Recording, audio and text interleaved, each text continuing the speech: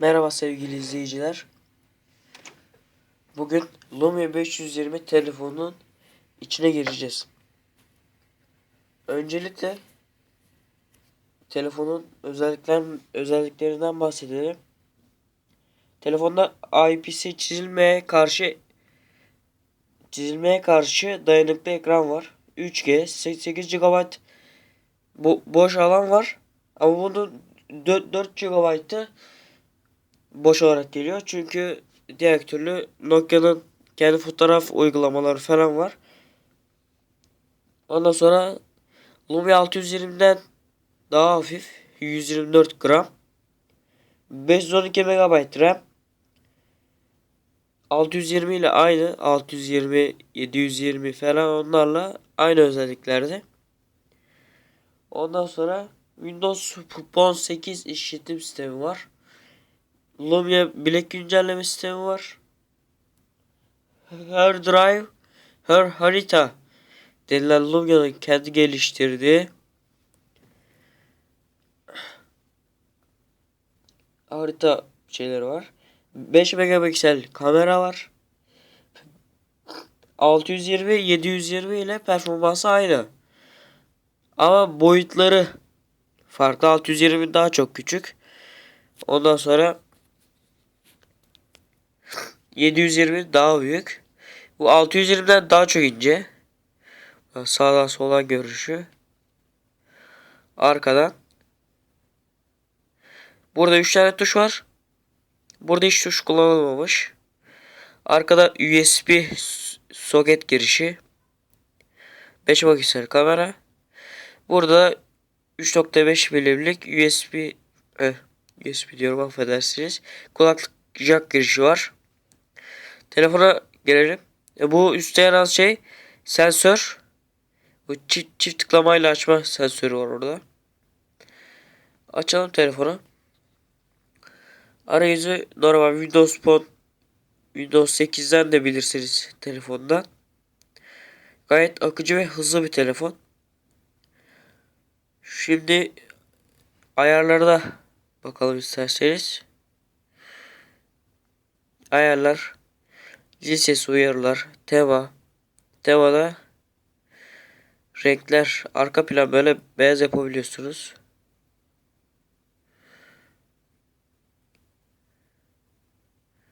Şimdi ben koyu yapayım. Renkler var böyle.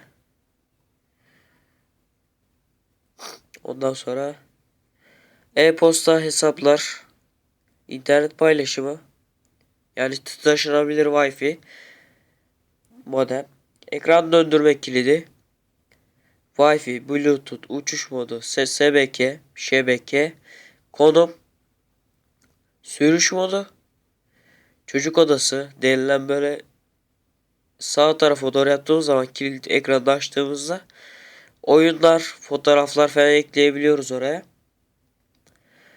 Ondan sonra bir pil tasarrufu var. Telefon depolama alanı, yedekleme, tarih, saat, parlaklık, klavye, dil, bölge, erişim kolaylığı, konuşma, telefonu bul, telefon güncellemeleri, şirket uygulamaları hakkında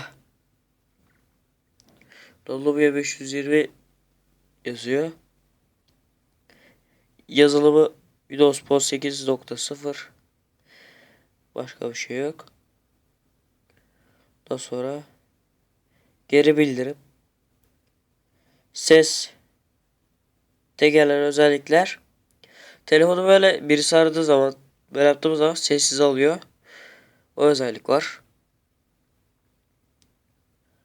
Ekran var.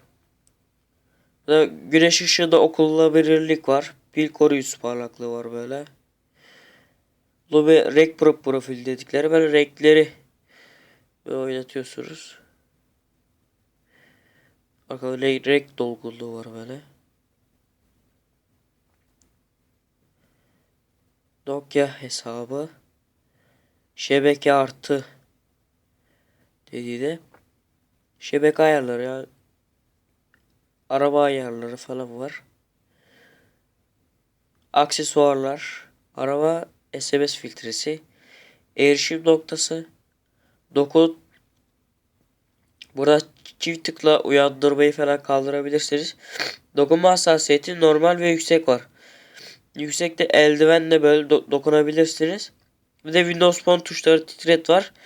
Şu tuşların titremesini sağlıyor. Bir de çift tıklayarak uyandırma. Bir de kapasite kontrolü var. Ondan sonra fotoğraf yok. Ben aralara koyacağım fotoğraf çektiğim fotoğrafları. Veyahut da size de böyle paylaşırım. Ondan sonra oyunlar var.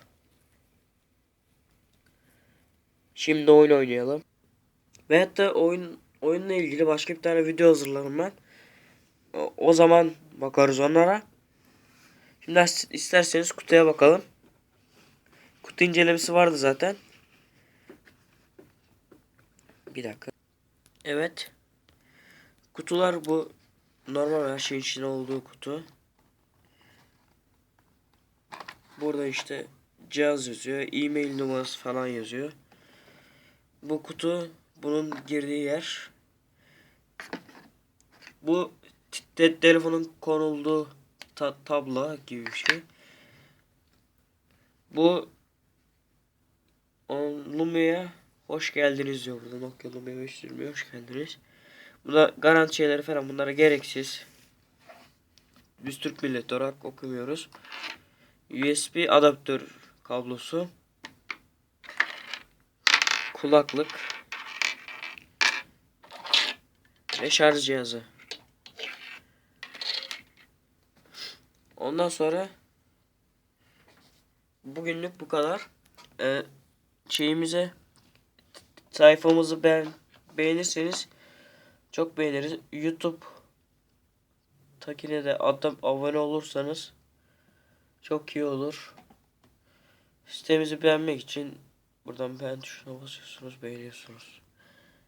İyi günler. Başka bir değerlendirmede görüşmek üzere.